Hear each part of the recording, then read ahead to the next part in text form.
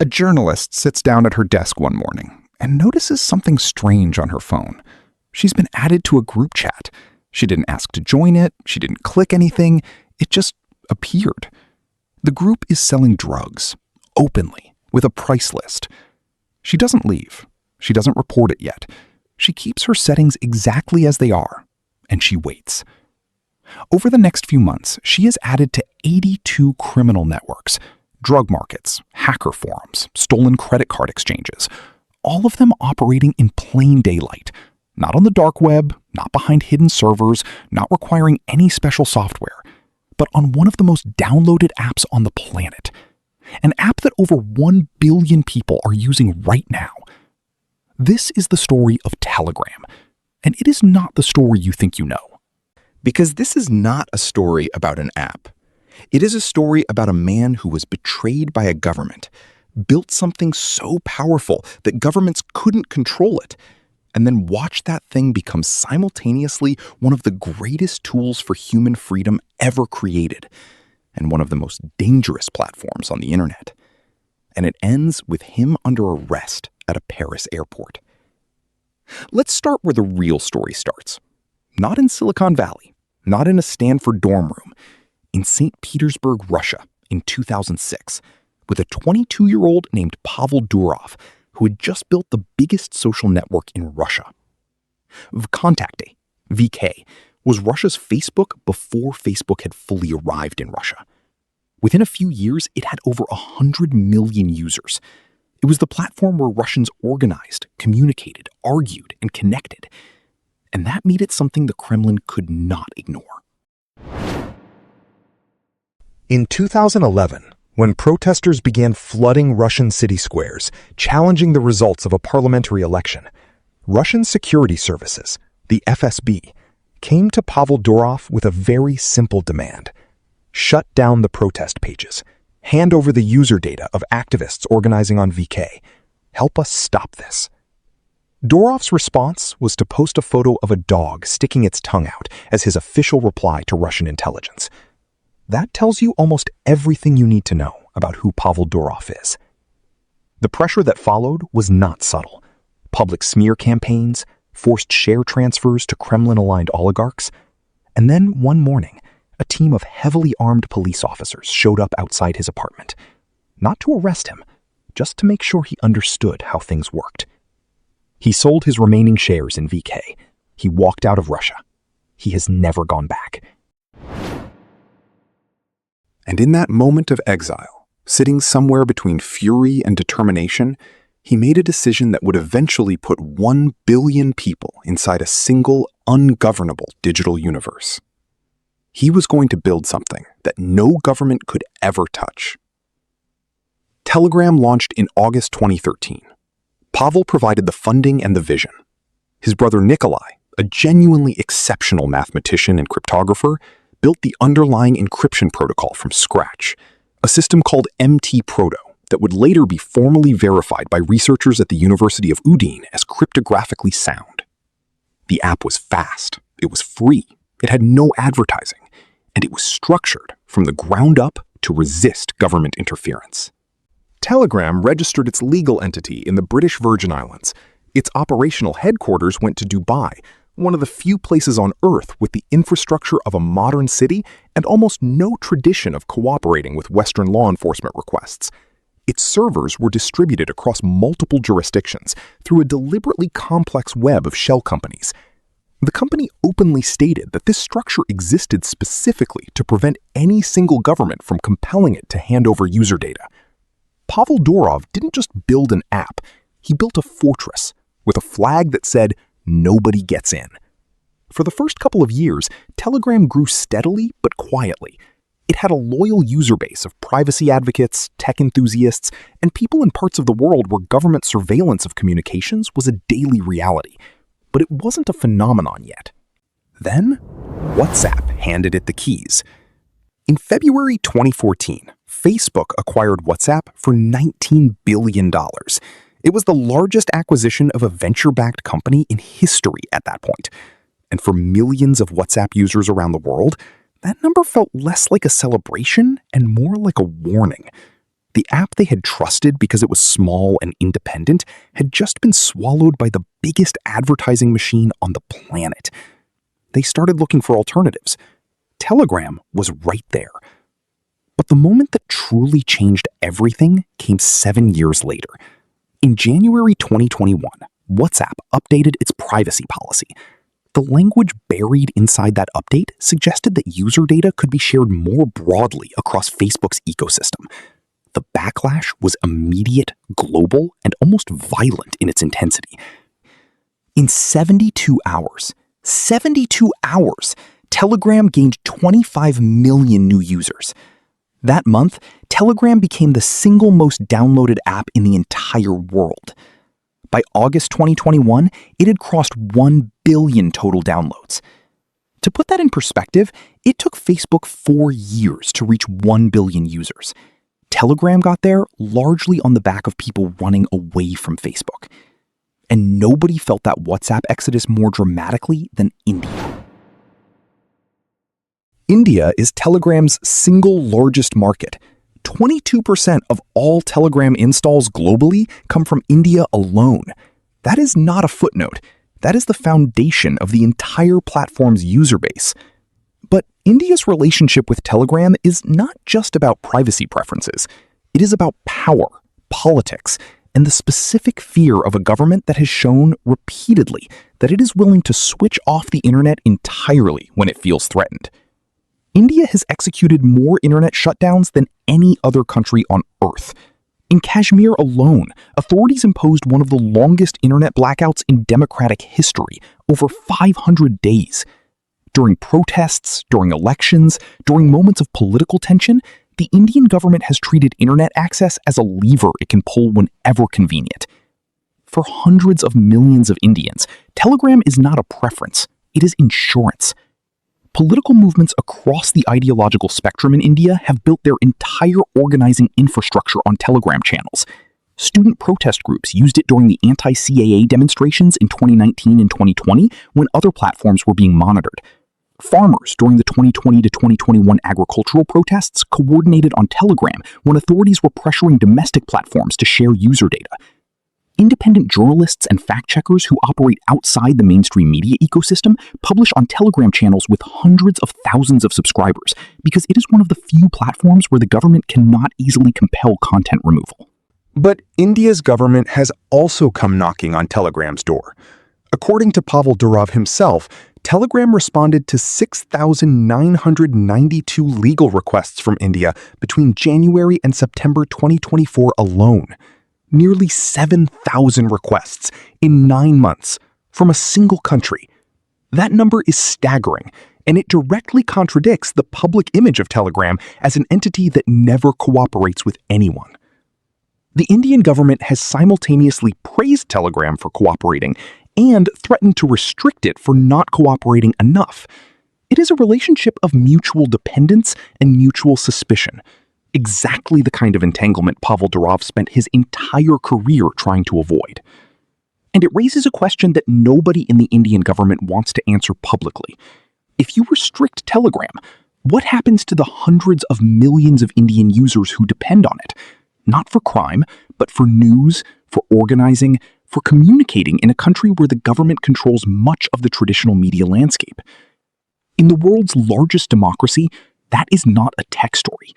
That is a political crisis in slow motion. But here is the thing nobody was paying attention to during all of those record-breaking download numbers.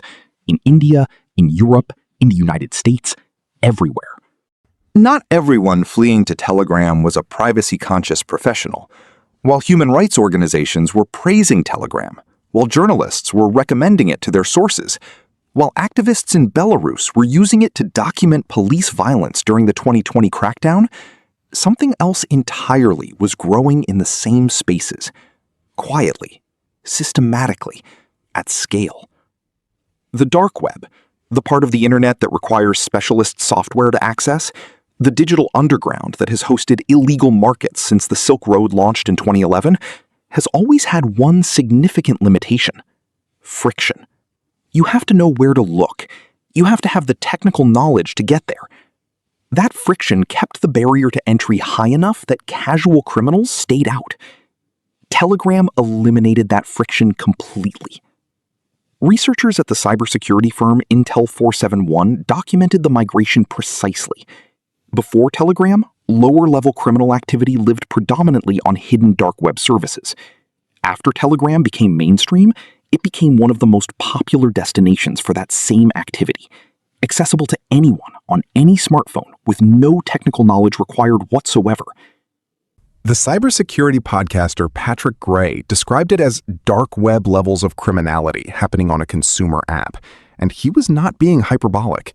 The hacker group Quillen, which held NHS hospitals across the United Kingdom to ransom in 2024, didn't publish the stolen blood test data of hundreds of thousands of patients on the dark web first. They published it on their Telegram channel. A deepfake service generating non-consensual fake nude images of schoolgirls in Spain and South Korea ran its entire operation, including payment processing, on Telegram. Drug networks across Europe were using Instagram to advertise, but the actual transactions, the delivery logistics, the customer service, all of it happened on Telegram. Latvia established a dedicated specialist police unit in early 2024 focused entirely on monitoring chat apps for drug trafficking. Officials named Telegram specifically. And then there was the journalist, the one who changed nothing about her behavior and found herself inside 82 criminal networks in a matter of months, receiving thousands of messages daily across drug markets, hacker forums, and stolen financial data exchanges. Her default Telegram settings had allowed strangers to add her to groups without her permission. The criminal networks had found that vulnerability and were exploiting it systematically, adding anyone they could find to grow their distribution channels as fast as possible. Patrick Gray put a name to what she had stumbled into. He called Telegram the dark web in your pocket. Now, here is the moment where the story gets genuinely complicated. Because at exactly the same time all of this was happening, at exactly the same time these criminal ecosystems were growing inside Telegram, the app was doing something extraordinary on the other side of the ledger. June 2023. Russia. A man named Yevgeny Prigozhin, the leader of the Wagner Group, a private military force that had fought Russia's wars in Syria, Africa, and Ukraine, decides to stage an armed insurrection against the Russian military leadership. He loads his fighters into military vehicles. They begin moving toward Moscow. And Prigozhin opens Telegram. For hours, as his convoy advances, he narrates the coup attempt in real time to 1.3 million followers on his Telegram channel. Voice memos, video updates, strategic announcements. The most significant armed challenge to Vladimir Putin's authority in decades, broadcast live on a messaging app. One that Russian authorities cannot shut down because its servers are not in Russia, its structure cannot be compelled by Russian courts, and its founder had specifically designed it to be beyond the reach of exactly this kind of government pressure. The Atlantic called it the most important use of a single app in modern political history. The insurrection eventually stalled. Prigozhin turned his forces around. 2 months later, his private plane fell out of the sky between Moscow and St. Petersburg under circumstances that have never been officially explained. But for those hours, Telegram was the only reason the world knew what was happening inside Russia in real time. On the other side of that same war, Ukrainian President Volodymyr Zelensky has used his official Telegram channel throughout the Russian invasion to speak directly to his citizens when traditional media infrastructure was under attack. Emmanuel Macron has an official Telegram channel. Journalists in countries where independent media has been seized or shut down have built entire news networks on Telegram because it is one of the only platforms their governments cannot easily suppress. This is the central contradiction that makes Telegram unlike any other company in the world. It is genuinely, simultaneously, the most important free speech tool available to people living under authoritarian governments, and a thriving open marketplace for some of the darkest criminal activity on the internet. And the reason it is both of those things is exactly the same. The same architecture, the same philosophy, the same man. But here is the question that should be nagging at you right now. If Telegram is so encrypted, so private, so impenetrable, how are these criminal networks so visible? How did a journalist get added to 82 of them without doing anything? If everything is hidden, why can anyone find these groups at all? The answer to that question is the most important thing in this entire story. Telegram is not fully encrypted. Let that land for a second, because it contradicts the entire brand identity of the app, the identity that drove 1 billion downloads, the identity that convinced activists and journalists and dissidents to trust it with their most sensitive communications. Here is the truth. Telegram does offer genuine, verified, cryptographically sound end-to-end encryption. Nikolai Durov's MT protocol is real and it works. But it is only available in a feature called Secret Chat, a separate mode that users have to manually activate, buried in the settings that most users never find. Secret chats cannot be used in group chats at all. They are only available for one-on-one conversations on mobile devices. Every standard Telegram conversation, every group chat, every channel, every regular message between two people who haven't specifically activated Secret Chat is stored on Telegram servers in a form that Telegram can read. The company's own terms and conditions state clearly, all Telegram chats and group chats are private amongst their participants. We do not process any requests related to them. Read that sentence carefully. Telegram is not saying it cannot read your messages. It is saying it chooses not to, and chooses not to share them with law enforcement. That is a policy decision, not a technical limitation. French and Belgian authorities stated publicly that they had experienced an almost total lack of response from Telegram to legal requests over multiple years. Brian Fishman, co-founder of the content moderation platform Cinder and a former counterterrorism researcher, wrote that Telegram had been the central hub for ISIS communications for a decade, that it tolerates child sexual abuse material, and that it had ignored reasonable law enforcement engagement for years. He was explicit. This was not light moderation. This was a different philosophy entirely. The French Child Protection Agency OFMAN was equally direct. Its Secretary General stated that at the heart of the case against Telegram was the lack of moderation and cooperation of the platform, in particular in the fight against crimes against children. Telegram responded by saying it had taken action against 45,000 groups in August 2024 alone. Think about that number. If 45,000 groups required action in a single month, what does the total scale of what is not being acted on look like? And then there is the detail that explains, perhaps more than anything else, how a platform of this size operates this way. Pavel Durov told journalist Tucker Carlson in June 2024, just 2 months before his arrest, that Telegram runs on approximately 30 engineers, 30 people, for 1 billion monthly active users. A mid-sized software company with 10 million users might employ 200 engineers. Telegram has roughly 1 engineer for every 33 million people on the platform. Content moderation at that ratio is not difficult. It is mathematically impossible to do at any meaningful scale. Was this a choice or a constraint? Durov has always presented it as a point of pride, a lean, efficient operation unburdened by corporate bloat. But when you combine 30 engineers with a deliberate policy of non-cooperation with law enforcement and an architecture where most content is technically accessible but practically unreviewed, you get something very specific. You get a platform where a journalist can be pulled into 82 criminal networks without trying, and where those networks can operate for years with near total impunity. Now here is the business story, one that most people covering Telegram have completely missed. And it adds a layer that changes everything. For most of its existence, Telegram made no money. No advertising, no subscription fees, no data sales. Pavel Durov funded the operation personally from the proceeds of his VK sale, effectively running one of the world's largest communication platforms as a personal ideological project. But infrastructure at that scale costs hundreds of millions of dollars annually. Eventually, Durov needed a different answer. In 2018, Telegram announced something extraordinary, their own blockchain platform and cryptocurrency called the Telegram Open Network, TON.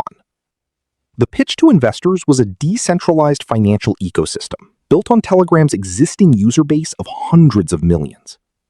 They raised $1.7 billion, one of the largest private fundraising rounds in tech history at that point. And then the United States Securities and Exchange Commission stepped in. The SEC argued that Telegram's token sale was an unregistered securities offering, that Telegram had sold financial instruments to American investors without following the legal requirements for doing so. They sued.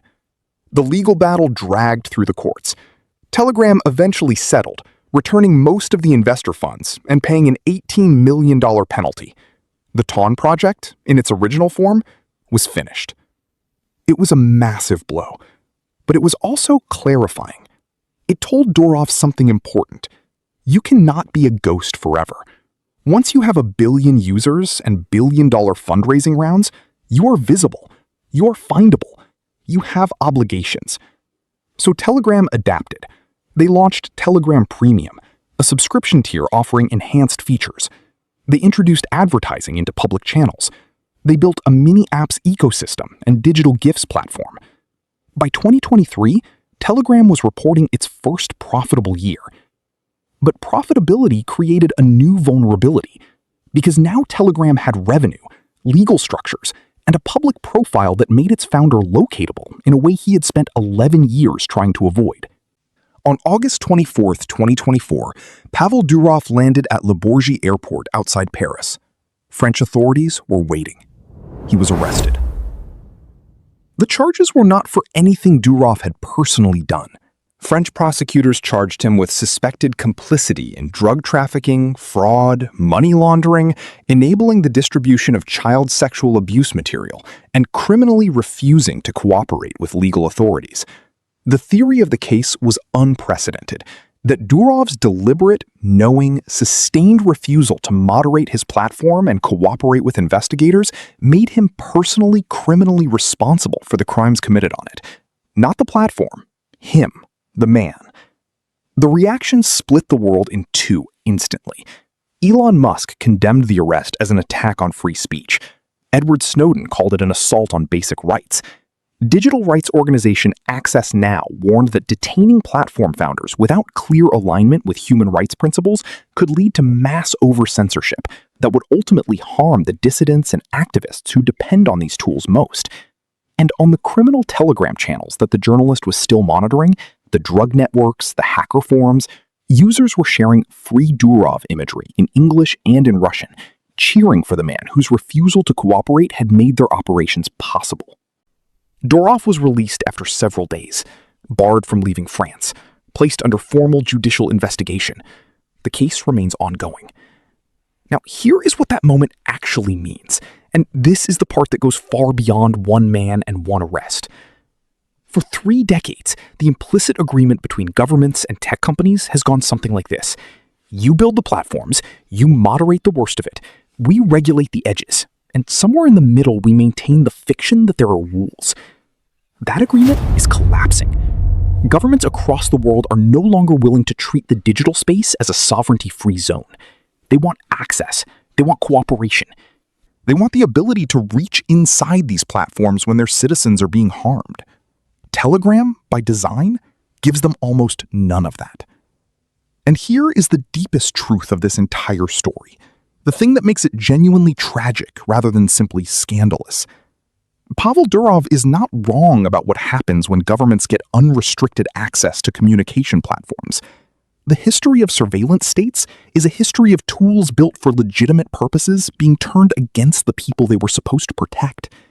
The FSB that showed up outside his apartment in St. Petersburg is the same institution that imprisoned dissidents, monitored journalists, and helped dismantle the protest movement he refused to suppress. His distrust of state power is not paranoia. It is lived experience. But the consequence of that position, at the scale of 1 billion users, is this. You cannot be selectively ungovernable. You cannot build a wall that only keeps out the bad actors. The same refusal to cooperate with Russian security services means refusing to cooperate with investigators hunting child predators. The same architecture that protects a Belarusian opposition leader protects the network ransoming hospital blood test data in London. The same 30 engineers who cannot possibly moderate 1 billion users are the same 30 engineers who cannot possibly protect 1 billion users. And in India, Telegram's largest market, the country that sends more legal requests than almost anywhere else and still cannot fully control what happens on the platform, the contradiction is at its most raw. Hundreds of millions of people depending on an ungovernable app in a country whose government wants very much to govern everything. That tension has no clean resolution. It just keeps building.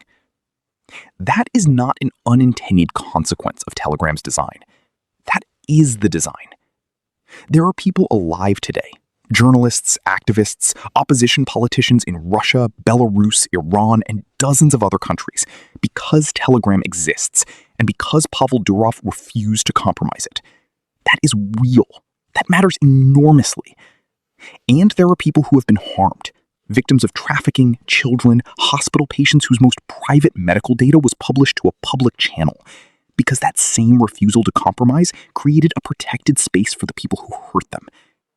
Both of those things are true, simultaneously, on the same app, by the same design, running on the same 30 engineers.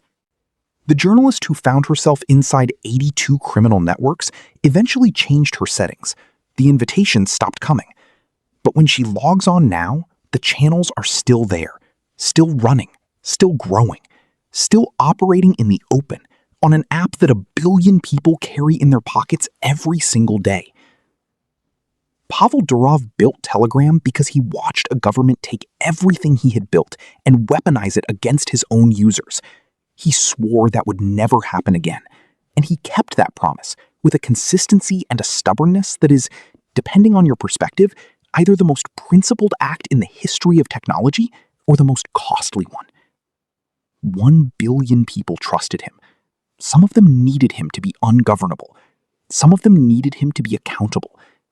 And the unbearable truth, the thing that no court ruling, no policy update, no future version of Telegram can ever fully resolve, is that he cannot be both. Nobody can. And until the world figures out what to do about that, the channels stay open. The messages keep coming. And somewhere in Paris, the man who built all of it is waiting to find out what a court decides his intentions were. If this story made you think, you already know what to do. Like, share, subscribe, and drop a comment. See you in the next one.